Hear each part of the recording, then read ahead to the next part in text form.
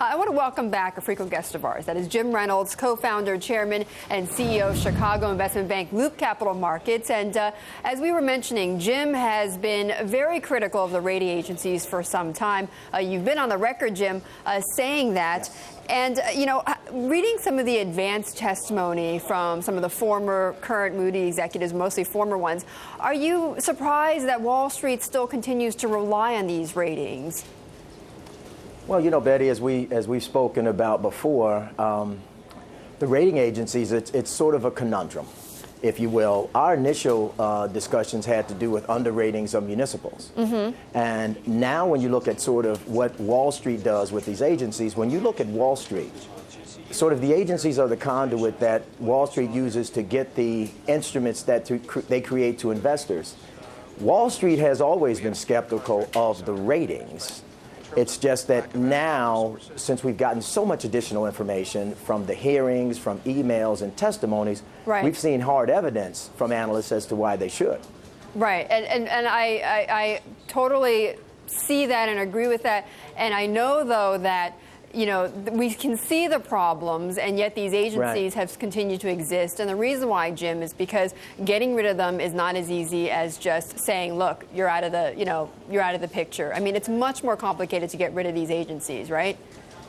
Yeah, it is, Betty, and I don't think that's the answer. I mean, the agencies serve a very significant purpose. There was a tremendous lapse in that 07, 08 period when they rated the structured products related to subprimes, AAA, and they should not have been. That was a tremendous lapse, and a tremendous price has been paid for that. But overall, when you look at, and I know Bill Gross is on the record at PIMCO saying they never relied on him. Warren Buffett said they never relied on him. If you know, when we talked years ago, we talked about the fact that sophisticated institutional investors don't rely on rating agencies. Right. But for investors that don't fit that caliber, which is a large number and the bulk, they need that third-party endorsement of credit quality. Well, then what's and understanding that, Jim, though, then what's the solution? Is there that middle ground? What is the middle ground then between not relying on them and then using them? Yeah, well, the sophisticated investors don't. And if you look at what happened with the subprime-related debacle or the ratings, they stopped buying them long before they actually ran into trouble. And so they exported this product overseas, Europe, Asia, Iceland, Scandinavia, Latin America, because the sophisticated investors knew there were problems. I think the answer lies in something that's floating around Congress right now. I do not like the Franken approach. I don't like that amendment because I think adding an extra layer of government oversight with this board is absolutely not the answer. I don't think shopping ratings around is the problem. I like the Lemieux solution, though, and that is removing the federal government and references from the federal government's language. Removing all references to rating agencies out, I think, makes a lot of sense. Okay, because some investors are forced to use rating agencies. Well, we are back with Jim Reynolds of Loop Capital Markets with us from Chicago, and also John Erlichman joining me now.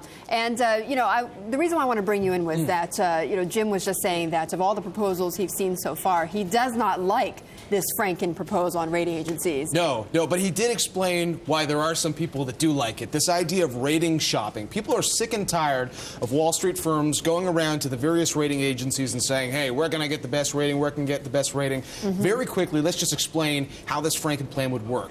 Instead of having the Wall Street bank or the firm deal directly with the credit rating agency, you create this, essentially a clearinghouse that's housed by the SEC. It has industry participants there making the final decision on who actually gets to rate which products. But of course, we've highlighted this morning some of the concerns about this.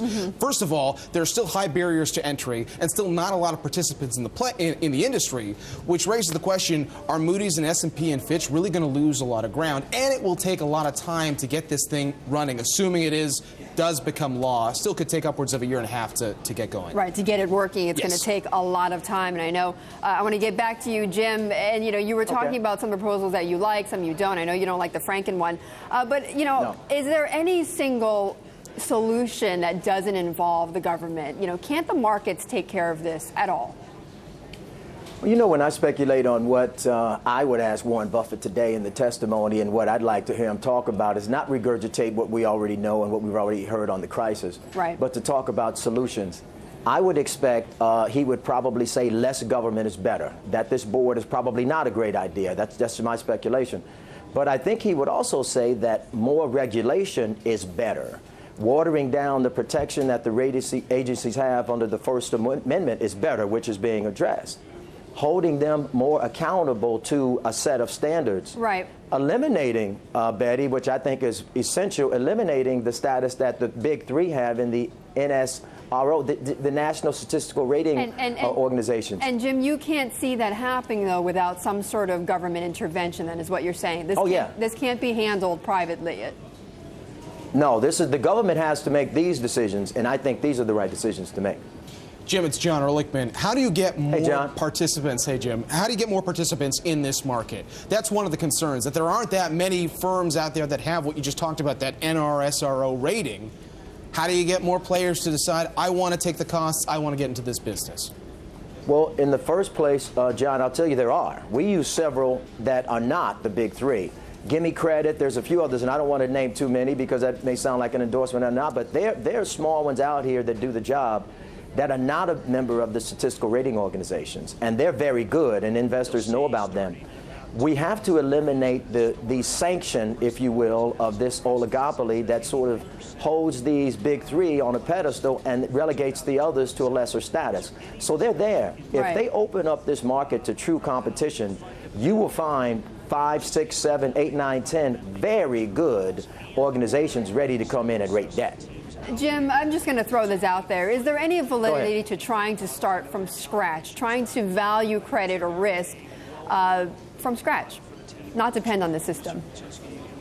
No, because it doesn't work for everybody, Betty Lou, because you have to understand, there are a significant number of investors, not the large sophisticated ones, but banks, small insurance companies, individuals, smaller funds that don't have the infrastructure to have a team of analysts. So they depend on a third-party rating agency to provide them with quality research in their investment decisions. So you can't get away from it. Now, you can get the government more out of it and get the regulatory authorities more in it, as we've talked about before. But I think that is really where the solution lies. Okay, emphasis on quality, by the way. All right, Jim, thank you so much. It's great to see you as always. It's a pleasure.